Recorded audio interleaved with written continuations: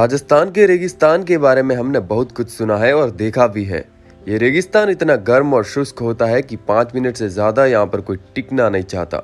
रेगिस्तान दिन में जितने गर्म होते हैं, रात में उतने ही ठंडे होते हैं। दिन में रेत सूरज की गर्मी से कई भट्टी की तरह तपती है। रेगिस्तान में इंसान तो बहुत दूर की बात है, सांप और बिच्छू भी अपने बिलों से बाहर नहीं निकलते हैं गर्मी के टाइम में। तो अब सोचिए कि ऐसे में रेगिस्तान जहाँ जीवन करीब करीब नामुमकिन है, आपको कहें कि उस रेगिस्तान में नदी है, तो क्या आप मानेंगे?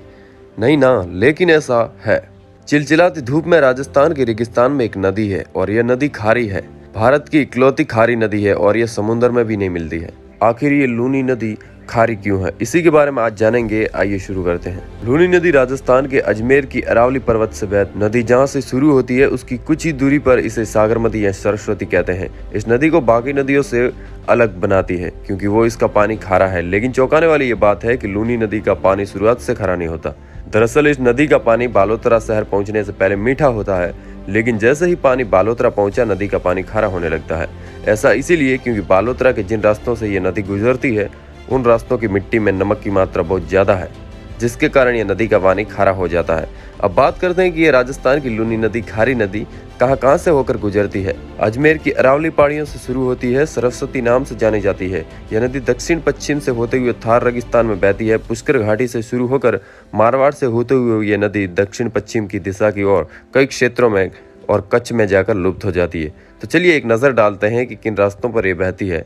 अजमेर के पास से शुरू होकर आपको बताया, जैसे कि मैंने, साल बहुत से पर्यटक तीर्थ स्थान आते हैं यहाँ पर। जगपिता ब्रह्मा जी का मंदिर है, सावित्री मंदिर यहाँ के बहुत प्रसिद्ध मंदिर है।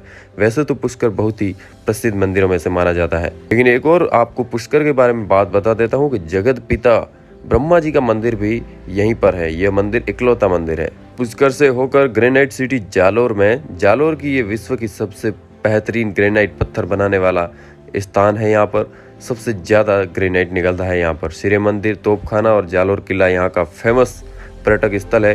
फिर यहाँ से होते हुए ये जाती है जोधपुर में। जोधपुर का इतिहास साम्राज्य की राजधानी के रूप में जाना जाता था पहले। राजस्थान का यह शहर पर्यटन के लिहाज से काफी प्रचलित है।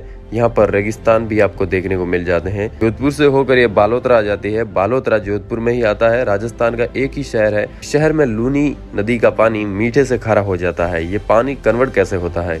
जैसा कि मैंने आपको बताया कि यहाँ की जो मिट्टी है उसमें रेत के कण ज्यादा है और ये पानी में घुल जाते हैं, जिससे नदी का पानी हो जाता है खारा। नागौर से होकर भी ये गुजरती है। एक छोटा सा शहर है नागौर। यहाँ से लूनी नदी उत्तर पूर्व दिशा में पाली और सिरोही की ओर बहती है। राजस्थान का यह शहर जितना छोटा है उतना ही बड़ा, दिलचस्प और इसका इतिहास भी है।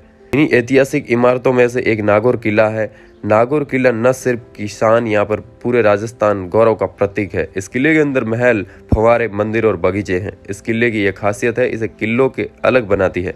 उम्मीद करता हूँ कि ये खारी नदी के बारे में जानकर आपको काफ़ी अच्छा लगा होगा। ये इंटरेस्टिंग नॉलेज आपको प्राप्त हुआ होगा। मिलते हैं नए वीडियो में, तब तक के लिए जय हिंद, जय भारत।